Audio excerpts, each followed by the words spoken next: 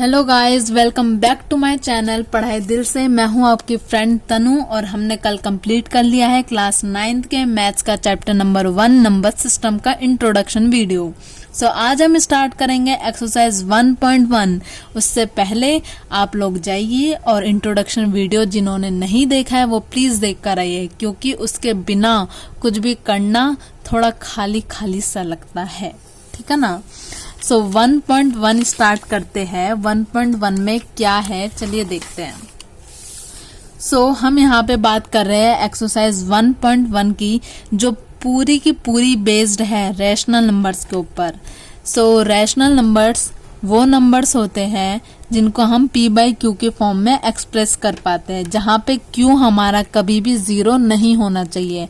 अब यहाँ पे कुछ बच्चे p बाई क्यू ले रहे होंगे, कुछ बच्चे a बाई b ले रहे होंगे, उससे कोई फर्क नहीं पड़ता, बस वो फ्रैक्शन के फॉर्म में होना चाहिए नंबर, ठीक है ना। अगर मैं बात करूँ कि 5 हमारा रैशनल नंबर है या नहीं, या ऑफ कोर्स 5 हमारा एक रैशनल नंबर है। क्यों है? क्योंकि हम 5 के नीचे 1 लगा सकते हैं। जब कोई नंबर खाली सिंगल लिखा होता है तो हम उसके नीचे 1 लगा सकते हैं ना, तो वो p बाई क्यू की फॉर्म में अपने आप बन जाता है। तो 5 इज अ रैशनल नंबर। क्या एक 0 हमारा रैशनल नंबर है? या एक 0 हमारा रैशनल नंबर है। क्यों? क्योंकि उसके नीचे भी हम 1 लगा सकते हैं। तो अब कुछ लोग बोलेंगे कि अभी तो हमने मना करा कि क्यों कभी भी 0 नहीं होना चाहिए, लेकिन हमने यहाँ पे क्यू 0 लिया ही नहीं है, हमने तो यहाँ पे p 0 लिया है ना। अगर हम इसको लिखेंगे ऐसे, ठीक है ना, तो p हमारा यहाँ पे 0 है, q तो अभी भी 1 है। q की जगह पे कभी 0 नहीं लिख सकते, q की जगह पे कभी 0 नहीं लिख सकते, p की जगह पे आ सकता है 0, ठीक है ना, उसमें कोई प्रॉब्लम नहीं है। अब यहाँ पे बात करते हैं 1.1 में किस टाइप के क्वेश्चंस है। देखो गाइज, मैं यहाँ पे आपको पूरी एक्सरसाइज करवाने के लिए नहीं बैठी हूँ, उसके लिए तो और भी सारे यूट्यूबर्स हैं, ठीक है ना। अगर आपको सिर्फ टेपा टेपी करनी है तो और भी यूट्यूबर्स है उसमें, या फिर ऑनलाइन आंसर्स भी मिल जाते हैं कई बार, तो वहाँ पे भी जा सकते हो। अगर यहाँ पे इस यूट्यूब चैनल पे आए हो तो एटलीस्ट कुछ नॉलेज गेन करने के लिए तो आ सकते हो ना। चलो पहला एग्जाम्पल लेते हैं। Find 5 rational numbers between 2 by 5 और 3 बाई 5, ठीक है ना। पहले हम फोकस करेंगे कि ये एक रेशनल नंबर है या नहीं है, या ये दोनों रेशनल नंबर है, क्योंकि ये दोनों किस फॉर्म में है, फ्रैक्शनल फॉर्म में है या p बाई क्यू की फॉर्म में है। फिर सेकंड स्टेप क्या होगा, इन दोनों का बेस पे फोकस करेंगे, क्या इन दोनों का बेस सेम है या नहीं। ये भी 5 है, ये भी 5 है, तो मतलब दोनों का बेस क्या है, सेम है, ठीक है ना। अब ये रेशनल नंबर भी है, इन दोनों का बेस सेम भी है, तो हम इसमें 5 रैशनल नंबर्स निकाल सकते हैं इन दोनों के बीच में, ठीक है ना।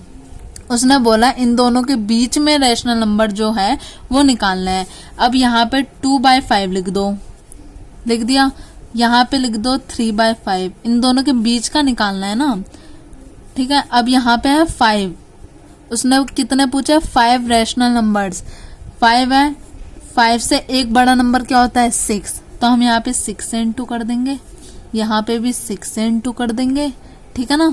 फिर तो हो गया 6 2 जा 12, 5 6 जा 30, 3 6 जा 18, 5 6 जा 30। अब भी दोनों का बेस क्या है, सेम है, इन दोनों के बेस क्या है, सेम है ना, सेम। 2 और 3 के बीच में कोई नंबर नहीं आता ना, लेकिन थोड़ा अगर जूम करा हमने तो 12 to 18 के बीच में नंबर आते हैं ना। अब यहाँ पे बिटवीन बोला है, तो क्या इसमें 12 बाई 30 और 18 बाई 30 इंक्लूड होगा? नहीं इंक्लूड होगा, क्योंकि बिटवीन की बात करी है, ठीक है ना। बिटवीन मतलब अगर मैं बोलूं इस लाइन से लेकर इस लाइन तक कितना गैप है, तो इन दोनों पॉइंट्स को थोड़े ना लेंगे, इसके बीच में जो गैप है वो बताएंगे, ठीक है ना। वैसे ही इन दोनों के अंदर जितने रैशनल नंबर्स है, फ्रैक्शनल नंबर्स है, p बाई क्यू की फॉर्म है, वो लिखना है हमें। तो इसके अंदर क्या क्या आ गया, 12 के बाद क्या था, 13 by 30, 14 by 30, 15 by 30, 16 by 30 and 17 by 30। 1 2 3 4 5 है ये, ठीक है ना, रेशनल नंबर्स है, रेशनल नंबर्स है, ठीक है, नंबर्स है, और सबका बेस क्या है, सेम है। ये तीनों चीजें फॉलो कर रही है, रेशनल नंबर भी है, बेस भी सेम है, तो मतलब ये हमारा है answer. 5 rational numbers between 2/5 and 3/5।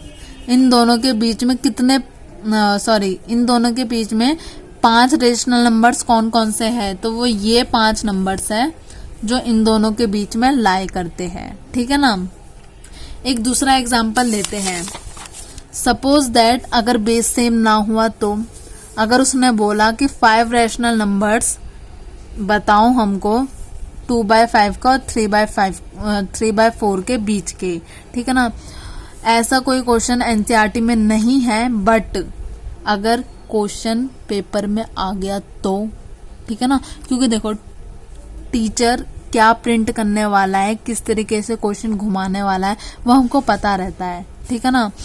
तो अगर ऐसा आ गया तो क्या करोगे, ठीक है ना। इसको भी सॉल्व करने का एक तरीका है। तरीका क्या है, पहले हमने क्या कहा, ये फर्स्ट स्टेप मैंने क्या बताया था कि पहले देखो कि ये रेशनल नंबर है या नहीं है, इस कंडीशन को फॉलो कर रहा है नहीं कर रहा, या ये रेशनल नंबर है, ये p/q की फॉर्म में है ना, मतलब इस कंडीशन को तो ये फॉलो करता है, ये रेशनल नंबर है।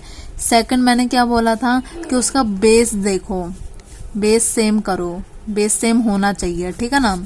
इन दोनों का बेस सेम करने के लिए हम यहाँ पे क्या करेंगे, 5 की मल्टीप्लाई 4 से करवा देंगे और 4 की मल्टीप्लाई 5 से करवा देंगे।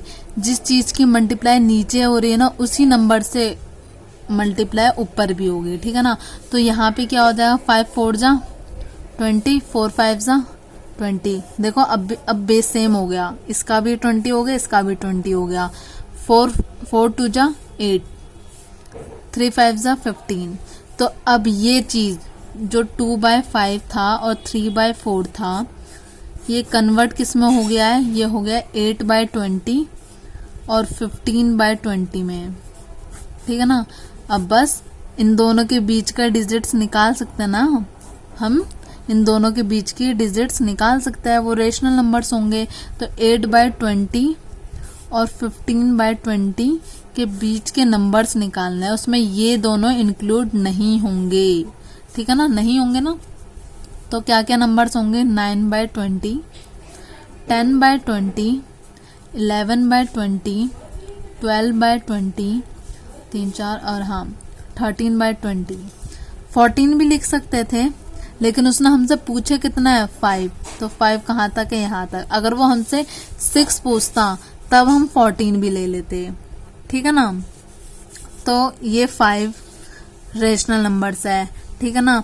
रेशनल फ्रैक्शन की फॉर्म में है, सेम बेस है, तो ये हमारा क्या हो गया, आंसर। ठीक है ना। ऐसे हो गए, ऐसे वाले हमने समझ लिए क्वेश्चंस। 5 जब हमारे जो डिनोमिनेटर है वो अगर अलग अलग है तो कैसे सॉल्व करना है, और जब हमारे डिनोमिनेटर्स सेम हो तो किस तरीके से सॉल्व करना है। ठीक है ना। अब पूरी एक्सरसाइज इसी के ऊपर बेस्ड है। ठीक है ना। मैं आपको एक बार फोटो दिखला देती हूँ कि हमने कोई क्वेश्चंस नहीं छोड़े हैं। ठीक, एक क्वेश्चन है मैथ्स में, एक्सरसाइज में, कि उसमें बोल रखा है find 5 rational numbers between 3 and 4 ऐसे करके। अब बच्चे कह रहे 3 and 4 के बीच में तो कोई नंबर ही नहीं आता, कैसे करेंगे। अभी मैंने बताया कि इनके नीचे, किसी नंबर के नीचे अगर कोई डिजिट ना हो तो हम 1 लिख सकते हैं। तो ये क्या बन गया, हमारा एक रैशनल नंबर बन गया। अब तो निकाल सकते हो ना, ये वही सेम क्वेश्चन बन गया जैसे अभी हमने यहाँ पे सॉल्व करा था। क्या ये क्वेश्चन भी मुझे करवाने की जरूरत पड़ेगी अब? नहीं, ऑफ कोर्स नहीं पड़ेगी। अब तो छीन लोगे ये क्वेश्चन, इतना आसान है। ठीक है ना। तो चलो मिलते हैं फिर एक नई वीडियो के साथ, अगली एक्सरसाइज के साथ। आई होप ये एक्सरसाइज जिसमें सिर्फ 4 क्वेश्चन है, मात्र 4 क्वेश्चन है इस एक्सरसाइज में, और इतनी इजी है ना, 2 मिनट में कर लोगे अब तो। ठीक है ना। Bye, take care, be safe. So आज के लिए इतना ही, मिलते हैं अगले वीडियो में अगली एक्सरसाइज के साथ। आई होप जब तक अगली एक्सरसाइज की वीडियो आएगी तब तक आपकी ये एक्सरसाइज कंप्लीट हो जाएगी। अगर कोई भी प्रॉब्लम होती है, कोई भी इशू आता है तो please contact me, I can help you. ठीक है ना? Like share and subscribe my channel.